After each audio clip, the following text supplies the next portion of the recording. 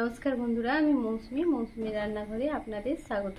আজ আমি রান্না করব ইলিশ মাছের মাথা দিয়ে কলমি শাকের তরকারি। কড়াই গরম হয়ে গেছে, তাতে আমি সরষের তেল দিয়ে দেব।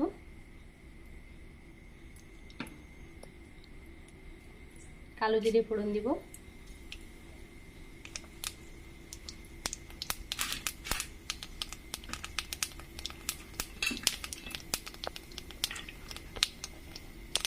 তাতে রসুন কুচি দিয়ে দেব।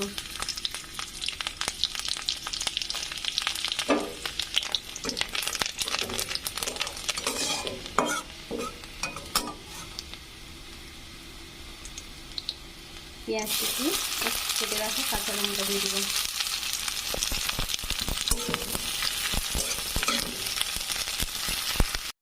পেঁয়াজ ভাজা হয়ে গেছে, তাতে আমি ছোটো ছোটো করে কেটে রাখা ইলিশ মাছের মাথাগুলো নুন মাছ দিয়ে রেখেছিলাম, সেগুলো দিয়ে দেব।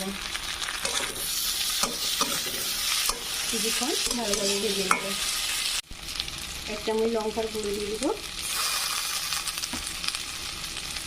1 চামচ হলুদ গুঁড়ো দিয়ে দেব।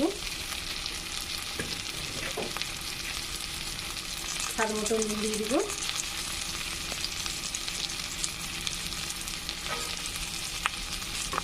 এক চামচ আদা বাটা, 1 চামচ রসুন বাটা,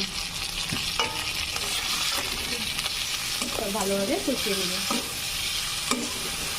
মশলাগুলো অল্প একটু কষিয়ে নিয়েছি, তাতে আমি কাঁচা ছোলা দিয়ে দেব।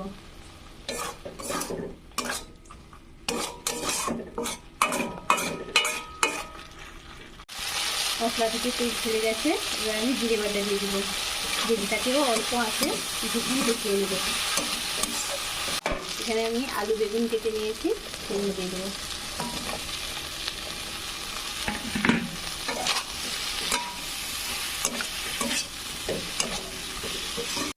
অল্প আছে কিছুক্ষণ ঢাকনা দিয়ে দেবো।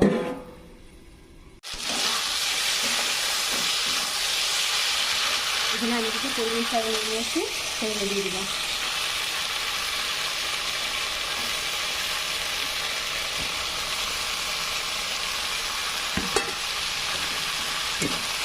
সব সবজির সাথে ভালোভাবে মিক্স করে দেবো।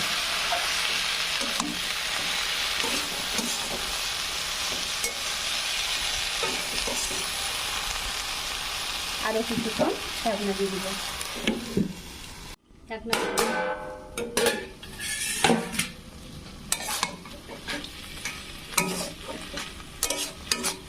উল্টে পাল্টে ভালোভাবে নেড়ে নিব।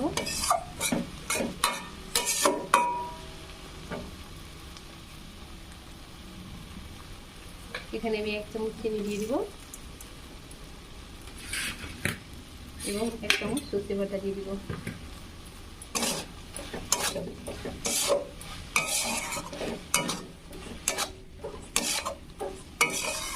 সব ভালোভাবে মিশিয়ে নিয়েছি, এবার এখানে খাবারটি জল দিয়ে দিব।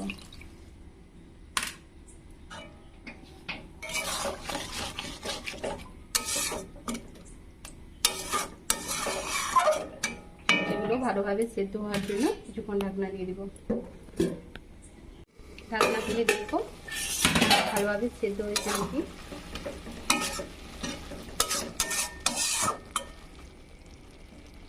আলু ও শাক খুব ভালোভাবে সেদ্ধ হয়ে গেছে, এবার নামিয়ে নেব। কি বন্ধুরা, কেমন লাগলো? ভালো লাগলে লাইক, শেয়ার ও সাবস্ক্রাইব করতে ভুলবে না কিন্তু।